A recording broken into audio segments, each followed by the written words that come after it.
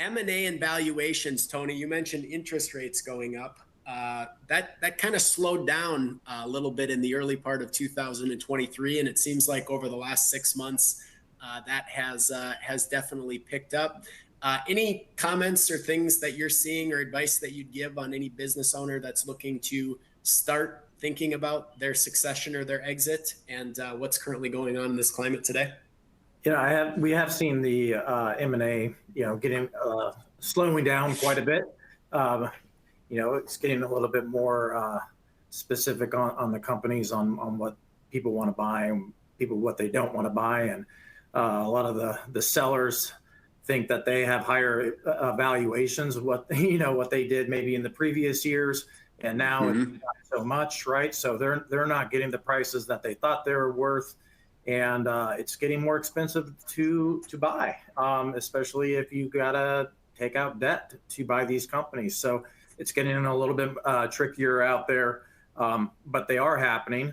There are still good companies, and there's still companies with plenty of cash willing to buy a company with good revenue. So I would just say, stay the course on that, but definitely evolve. Look at, making. If you're looking at selling your company within the next 3 years, drive that revenue as hard as you can in the next 3 years. Do what you can, talk to the business services and find efficiency, so that when you are looking and suitors are looking at your company, they're looking at the highest revenue possible for like the last 3 years past. Yeah, we say it all the time, but if you have more time, there's more things that we can do. So that's why we talk about planning with the end in mind. If we can understand your goals on the exit, and we have a little bit more runway than 12 months, there are generally some things that we can do as far as getting some actionable things that are going to help drive that valuation.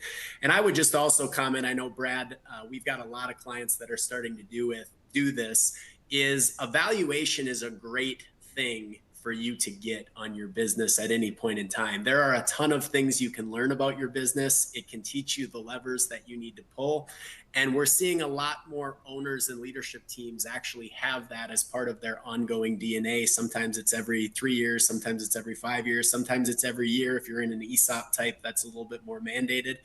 But just understanding and teaching your leaders on what actually drives the valuation, creating enterprise value is the game that we are in. And at some point, you're going to have that outcome. And that is really what our mission is here on Creative Planning Business Services. We want to engage with you where you're at.